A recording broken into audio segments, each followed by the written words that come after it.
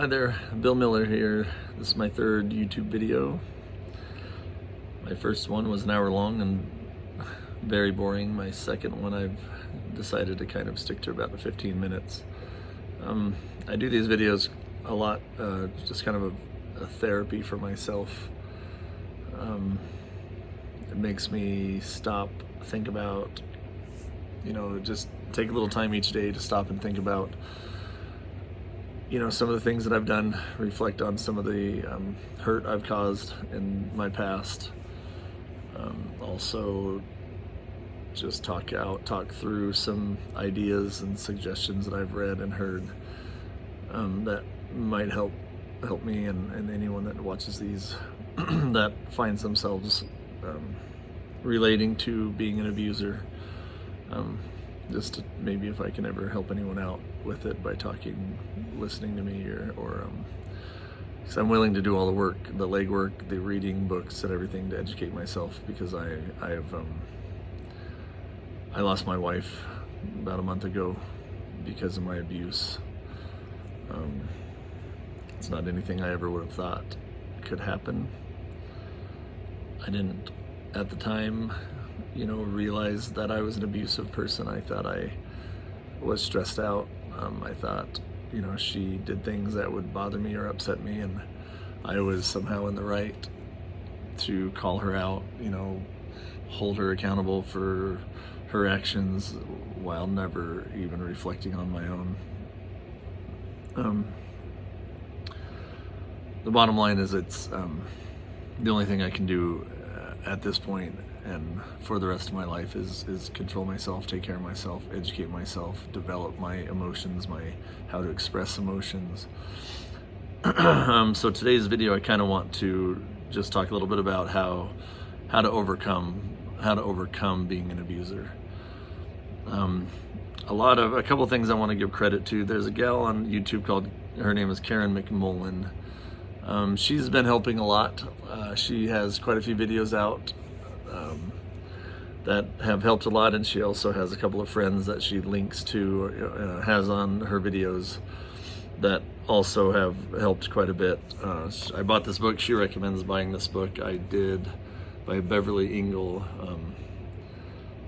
The Emotionally Abusive Relationship. I'm only 31 pages in, so I'm just getting going on it, but I can tell that I'm going to like it. It's someone that's very well spoken, easy to read. Kind of gives 20 possible, if you're doing this, then there's a really good chance you're being an abusive person. And on the flip side, if your spouse is doing this, there's a really good chance that you're being abused. I can't say that I haven't been abused.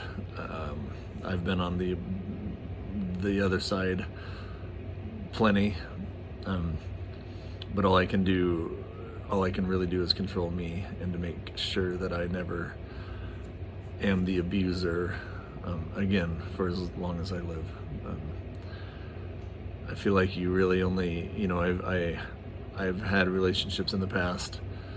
When I lost those relationships, it wasn't enough of a loss, I guess, for me to really look at myself in the mirror and start wondering if it's actually me that's the problem. And never ever did me being an abuser really even come up, other than a couple of years ago. I kind of wondered and I looked into it, but I didn't really do much about it. I just thought it was the person I was dating or whatever. But now that I lost my wife, it's been devastating. The night I lost her, I had been drinking. Not recommended at all. I realized I was an emotionally abusive person a couple of weeks before that, and when I realized it, it was a lot. It was a lot of a big weight off my shoulders, in a way, a positive way. Just felt like a big weight off my shoulders. It felt like a lot of things in my life kind of made sense. It also took away a lot of excuses that I had been making for my behaviors. Once I realized that I actually was the problem, all of the other things that I was making up, they just kind of went away. Like, they just became just that. They just became excuses. That it was plain to see, like easy for me to see that they were just me making excuses because I wasn't aware enough of myself to look in a mirror and even ask if if I was the actual problem.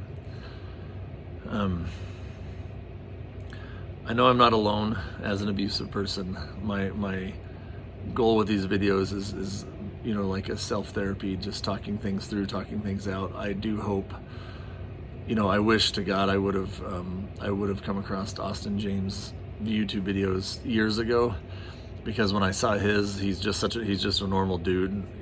He's usually out hunting or fishing or whatever when he does his videos.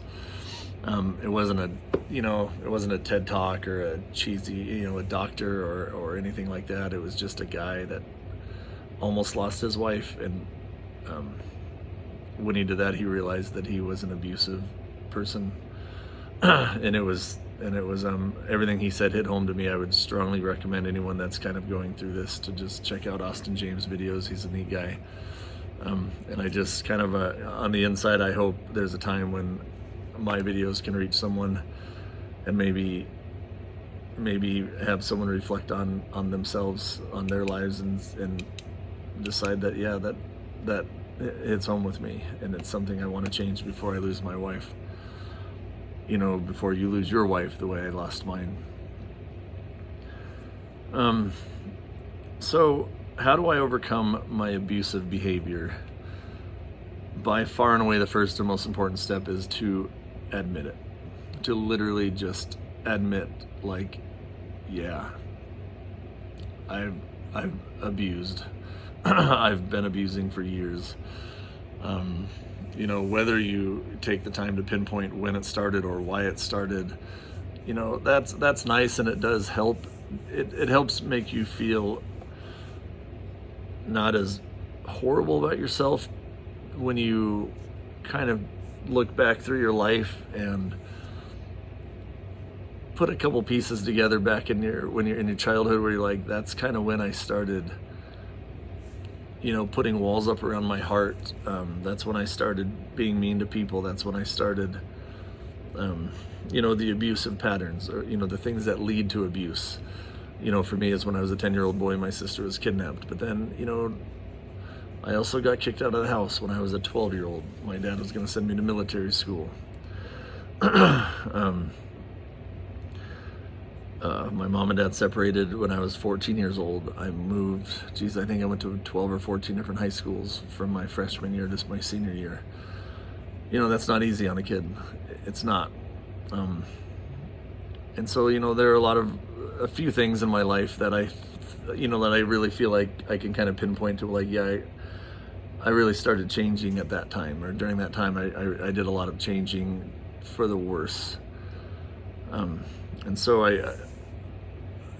the only thing that does for me is it kind of makes me feel like it makes sense why I am the way I am, because it started long before I was even close to emotionally mature enough to have any idea what I was going to turn myself into. There's not a lot of classes in school talking about emotional development and things of that nature. How you should react when you feel anger, what you should say. There's not a lot of help for anyone going through like problems that lead to abusive behaviors. The way there's a lot of us out there that go through those as kids, that we end up being abusive as grown-ups. So recognizing that you are an abuser is a big first step. And you don't have to call yourself a loser. You don't have to feel like you're an animal. You just need to recognize it. You need to look at yourself almost from outside of your body, in a way like if you were watching yourself from across the room or from 6 feet away, and watching yourself treat your loved one the way you treat your loved one. Like, what would you think of that person? Like, would you think like that is an abusive person right there? Listen to how he talks to his wife, listen to how he belittles her, how he makes her feel. Look at the look on her face, is a look of sadness, and she's wants to feel loved, and she wants to laugh and be happy and feel herself, but the way that person treats her doesn't allow her to do that, because there's something going on inside him that he pushes off onto her, and it's hurting her really bad. If you can picture yourself treating your partner or loved one the way you do sometimes, the way I did a lot of times, there's no doubt in my mind that I'm a very abusive person, or I was a very abusive person to my wife. It breaks my heart. She didn't deserve a damn bit of it. She wasn't perfect, but none of us are perfect. Now that I'm not an abuser, now that I believe strongly that I'm on the right path to never be an abuser again, I know I'm not going to be perfect still. Like, I know I'm still going to get angry. I'm still going to have bad days. I'm still going to be emotional at times, or frustrated at times. I'm still going to feel stress or get stressed. But the only difference is now I feel like I'm just better prepared, and becoming more and more prepared every day to express that for what it is. That, like, I'm having a bad day, or that hurt my feelings, or that kind of triggered me in a way because of something that happened in my past. Like, I'm getting better at, anything that can come up in a relationship that used to make me mad. And like, when I got mad, I would beat her up, like, not punch her, beat her up, but I would criticize her and put her down and make her feel horrible about herself because she made me mad. Instead of just saying that hurt my feelings, or like that really upset me when you did this, and maybe this is the reason why it upset me, but and every time the response is going to be better from her than if you say, like, if you get mad and you just start insulting her or belittling her or cussing at her or yelling, raising your voice really loud and being aggressive and angry. That's just such an ugly way to get your feelings across to her, that she just hurt your feelings and she probably didn't even mean to. So to get past your abuse, you need to look at yourself, like, truly look at yourself, like, from a different perspective than what you've been doing. Don't blame them for anything. Just, they're going to have their faults. Everyone's going to have their faults. You just focus on yours. Like, focus on what you can do better when you get mad and you take it out on your partner, like, because she made you mad. Well, next time, just let her know that whatever happened upset you, and it would help you a lot if you kind of understood why she did it, or instead of getting mad, just letting her know how her actions hurt your feelings or hurt you or upset you, and maybe let her know why. And it'll probably most likely just be the end of it right there. She'll probably say, I'm sorry, and probably say that's not how she meant it or what she intended on doing. And and it would just be a healthy way to relay your feelings. That's all we're trying to do here, to not be abusive anymore. The only what we have to do is just learn how to take our feelings for what they are. Sometimes you having your feelings hurt is a you thing. Like, she didn't do anything wrong. So as an example, my wife used to sing loudly every day and play her music really loud every day, and it just annoyed me. But that doesn't mean it was wrong. It just annoyed me. But if you were to look at it, I'm sure there are things that I do that annoy her. But does she make me feel like crap over it? No, she just is like, that's something that he does that I'm just gonna have to learn to deal with. And that's okay. Like, it's okay. You're not gonna love every single thing about your person, but you need to accept everything about your person. You're gonna love most of them. You just are. Like, if you're with the right person, you're going to love most of them. And the things you don't love, you just need to learn how to accept. And that's okay. Like, it's just not letting things get you angry. Being self-aware, being aware of your actions and the impact they have on her. All of these things are, things that you need to think about all the time for a while, until you start doing them and acting on them and actually treating her, with, emotional maturity instead of like a child throwing a temper tantrum because you didn't get your way. These are all the things that you have to just do to overcome your abusive behaviors. And I gotta be honest, it feels good to learn how to like convey your feelings without getting mad. It's weird. I mean, it's simple. It sounds so damn simple. It hasn't been simple for my whole life, but now it's just different because you've learned, or I've learned, that I was an abusive person with a lot of anger, and somehow it was all tied together. And now that I realize that, I can stop being that, and it's all the anger just kind of goes away. Like, now I was an abusive person with a lot of anger. Today, I am a quickly developing grown man that has a gigantic heart and wants desperately to be the nicest person that I know how to be, that God made me to be. I want to maximize that. I want to grow this way now and not that way, the way I was. The older you get, the less tolerance there is for bad behavior. Like, there's no, eventually you're just going to be labeled as that by everyone. Like, he's a jerk, he's an abuser, he's a miserable, angry man, whatever. Like, when you're a kid, you can get away with things, whatever. But and now, I know I'm rambling again, but now that I'm kind of going through this change, this realization of who I was, I'm able to now see all of my actions and just find different routes for them. Like, find different routes for how I handle this or that or the other thing. Even if I'm not with my wife right now, you think about all the different things that you've done to hurt her, and being of a healthy mind now,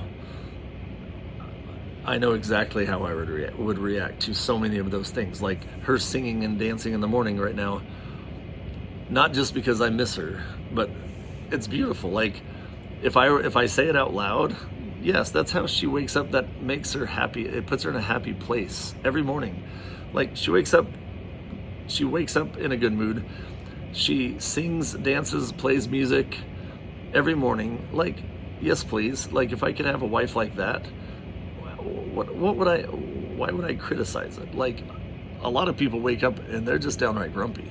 Like, they're grumpy. You stay the heck away from them for the first hour or two of their day because they're just grumpy. Well, my wife was beautiful, and she sang and danced, and and just that put her in a really happy place.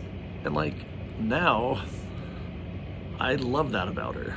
Like, I wish I had that. That's probably why I criticized it, because I'm not like that. I mean, I wake up in a good mood, but I don't sing and dance or any of that. I'm a horrible singer. I'm a horrible dancer. But, like, I probably wish, in a way, like, I wish I had that. I wish I felt comfortable enough about myself to just sing and dance out there for everyone to hear, even though, it would sound way worse for me to do it. But, like, I love that about her. and I wish I could tell her. Like, I wish I would have shown her every day that she did it. I wish I would have sang and danced with her. Like, she would have loved it so much. But I was too cool, or, you know, I didn't understand why she did it, and so I made her feel like crap for doing it. But yeah, so I put myself through all of those, all of the times that I can, you know, recall abusing her emotionally or verbally, and like how I should have handled it and how I would handle it now and going forward. Number one, you got to be sober. You can't make good sound decisions when your brain is on alcohol. And I have been drinking for 34 to 35 years of my life now. I have been drinking. So number one, you've got to be sober. You've got to be sober if you want to make good decisions. It doesn't mean you can't have beers from time to time, but it does mean you can't drink to where you're going to make bad decisions, or if you have a tendency to be abusive still. Like me, like, I won't touch the stuff. I can't. I've been drinking for 35 years. Now I hate that I've been drinking for that long, because I have no idea how many nights, how many people I've hurt, how many nights I don't even really remember, you know, why we got in an argument because I was, you know, it's just because I was drinking. Like this, you know, you just don't make good decisions when you're drinking. And I wish, you know, like now, if I drink, I feel like if I were to drink, all I would be doing is hampering my development, hurting myself in this, and I don't want to do that. I want to grow, I want to learn, I want to thrive, I want to excel, I want to become the person that I want myself to be, that I want to have on my headstone when I die, like, this person, Bill Miller, like, incredibly nice guy, kind, loving, great husband, wonderful father. Those are the things that I want on my headstone. That's how I see myself. It's just not how I was acting. That's not how I was treating my wife. My wife, if she described me right now, she would probably say narcissistic bully, like jerk, narcissist, bully. That's what she would put on my headstone right now, because that's how I treated her. Even though that's not what was in my heart, it was what my insecurities and walls around my heart forced me to do. I don't know if that's a stupid word. Not forced me to do, but just had me do unknowingly. And that breaks my heart. Like, it sucks. It sucks that I treated anyone that way, let alone the person that I love the most. And I will never put myself in that position again. I will never allow myself to, first of all, drink to where I don't make good decisions, and secondly, not put the person that I love, not put her feelings first, and relay my feelings in a positive way. You know, if I have a negative feeling, relay those to her in a positive manner.